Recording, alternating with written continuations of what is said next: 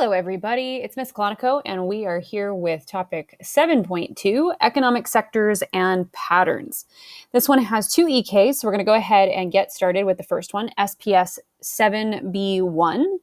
And in this one, we're going to talk specifically about what the different economic sectors are. So you got an array of pictures that represent all five of the sectors that College Board wants you guys to know. So the first one, before we get into like which ones are which, it's important to note that I've got a cat crawling all over my computer right now.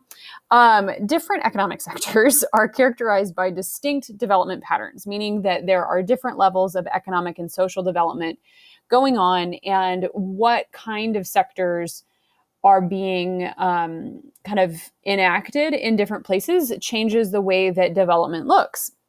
And economic sectors are groupings of industries that are based on what is produced in the activities of the workforce. And we see different kinds of economic sectors happening in different parts of the world, but also within a country or a region. So the first one is the primary sector. And the primary sector are industries that extract natural resources from the environment. Sometimes they're called extractive industries, which would make sense. And this includes things like fishing, hunting, farming, logging, oil drilling, mining, quarrying, things like that.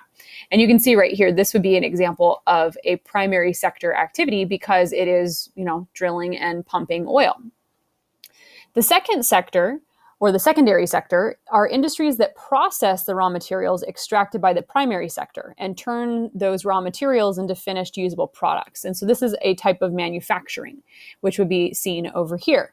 But it can also include things like building and construction.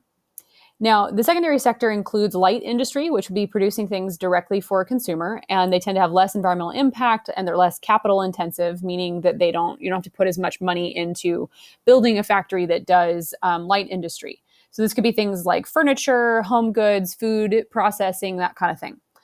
And the secondary sector also has heavy industry, which would be more capital intensive and involves literally heavier machines or larger buildings in order to produce the product, which is sometimes an intermediary product. Like, for example, you might be making like sheet metal for a type of heavy industry.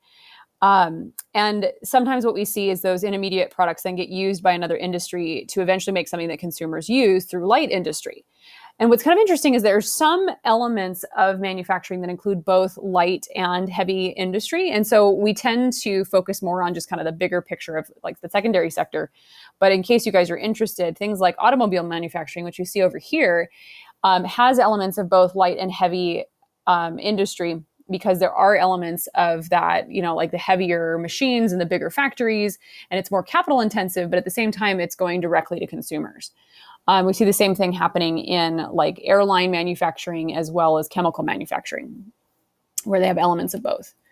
Now, the tertiary sector, which would be the third sector, is also known as the service sector. And this is one of the biggest of the sectors in terms of, at least for our economy here in the United States, we have a lot of people in the tertiary sector. And this sector provides services to consumers and businesses, and it can include the movement of goods and resources, and it has a very, very, very large range of jobs. Now, one thing to be aware of when we're talking about economic sectors is that depending on the source you're looking at, what they put in the tertiary sector can vary. So, for example, I think the AMSCO book says that it's got, some, like, I can't remember what the list is now, but like our textbook slightly disagrees with what AMSCO says. And then if you look at other sources, they also disagree. So what you want to just keep in mind is that it's the service sector, and things that are providing a service to people would be part of this sector. And so this can include transportation and communication services, producer services, consumer services, and it can include stuff like educators, depending on which source you're looking at, lawyers, hairdressers, hotel workers, mechanics, delivery drivers, grocery store clerks. There's a lot of different people that fit into that tertiary sector. And then you have the quaternary sector, which would be the fourth sector. And this is a sign of a more developed or sophisticated economy. And it includes things that are kind of growing out of the tertiary sector. So like when the tertiary sector gets really complex, it starts to bridge into this quaternary and then later the quinary sector, which we'll talk about in just a second. But the quaternary sector includes intellectual and information services, including invention, innovation, research, and then information development and distribution, as well as financial services, which can get kind of confusing, right? Because you're thinking, well, the service sector is that, right? And it can be, but it also has to do with like that higher level, more complex aspect of financial services, not just like a bank teller.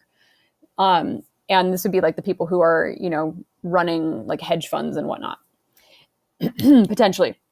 Now, the last one, the quinary sector, is the highest level management in business, government, education, science, etc. And these decision makers in the quinary sector often make decisions that impact millions of people and can have global level significance.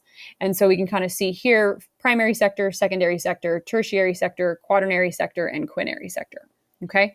Now, what's important to note about economic sectors is that economies that are mostly based on the primary sector are considered to be the least developed.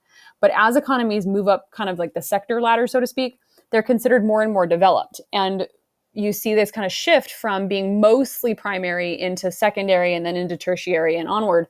But it's also important to be aware that most countries do not have a fully developed quaternary or quinary sector. Those are the mark of the most developed economies, and there are not a lot of countries that really have those. Okay?